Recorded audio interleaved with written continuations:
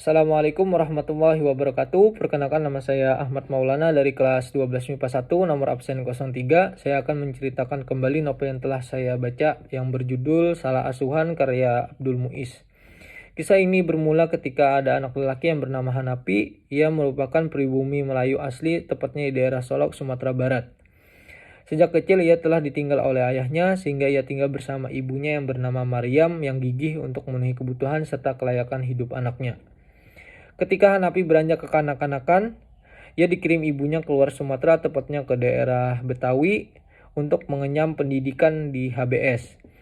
Semua biaya pendidikan pun ditanggung oleh sang ibu seorang diri. Ketika berada di HBS, ia dititipkan sang ibu kepada keluarga Belanda. Semenjak itu ia sering berinteraksi di lingkungan Belanda. Ditambah lagi, ketika lulus dari HBS, ia bekerja di salah satu departemen SBB, tempatnya orang-orang Belanda. Jadi secara tidak langsung ia sudah terpengaruh oleh budaya Eropa, tepatnya Belanda. Jadi dengan faktor lingkungan tersebut, ia lebih bangga menjadi orang yang berbangsa Belanda. Ketika berada di HBS, ia mempunyai sahabat perempuan yang bernama Cori. Cori adalah seorang gadis Eropa yang mempunyai darah keturunan Eropa dari sang ayah dan ibunya orang bumi putra asli. Sang ibu pun meninggal saat ia masih kecil.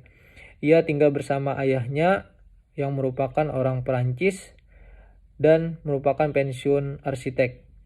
Semakin hari semakin lama, hubungan persahabatan mereka pun semakin erat sehingga menimbulkan rasa cinta.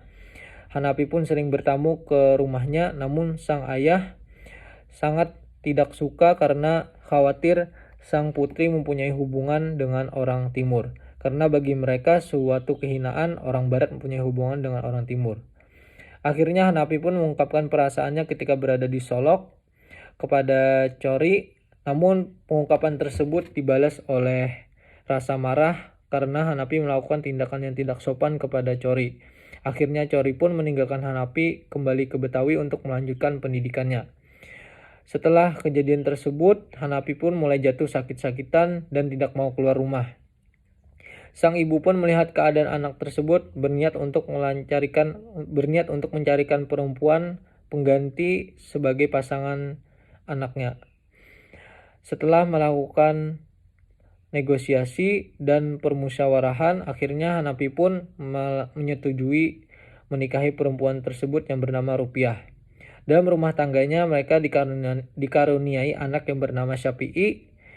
Dalam rumah tangganya tidak berjalan begitu lancar karena dipenuhi dengan kekerasan dan pertengkaran. Hanapi pun sering memarahi sang ibu dan selalu menyalahkan sang ibu karena dinikahkan dengan perempuan yang tidak sesuai dengan keinginannya. Setelah itu Hanapi pun pergi ke Betawi untuk melakukan pengobatan. Setelah berada di Betawi, ia bertemu dengan Cori dengan wajah yang tampak sedih. Akhirnya Cori pun menceritakan bahwa sang ayah telah meninggalkannya selama-lamanya. Dalam kesempatan tersebut, Hanapi pun melakukannya dengan bersenang-senang bersama Cori. Di sisi lain, sang istri si Rupiah menunggu dengan setia dan selalu mengirimkan surat untuk mengabarinya. Namun, surat tersebut dibalas dengan Hanapi dengan surat perceraian. Rupiah pun dengan berat hati menerima keadaan tersebut. Akhirnya Hanapi dan Cori melakukan pernikahan, namun hubungan rumah tangga mereka pun tidak begitu lancar karena dipenuhi dengan kekerasan dan pertengkaran. Akhirnya Cori pun memutuskan untuk bercerai dengan Hanapi, dan Hanapi pun akhirnya menyesali semua perbuatan kepada kedua istrinya serta ibunya. Akhirnya dia berniat untuk kembali ke kampungnya, yaitu di daerah Solok, Sumatera Barat, untuk meminta maaf kepada sang ibu. Dengan berat hati, dia pergi ke sana dan akhirnya sang ibu pun memaafkannya. Semenjak itu, Hanapi pun tidak mau keluar rumah dan tidak berinteraksi dengan orang sekitar.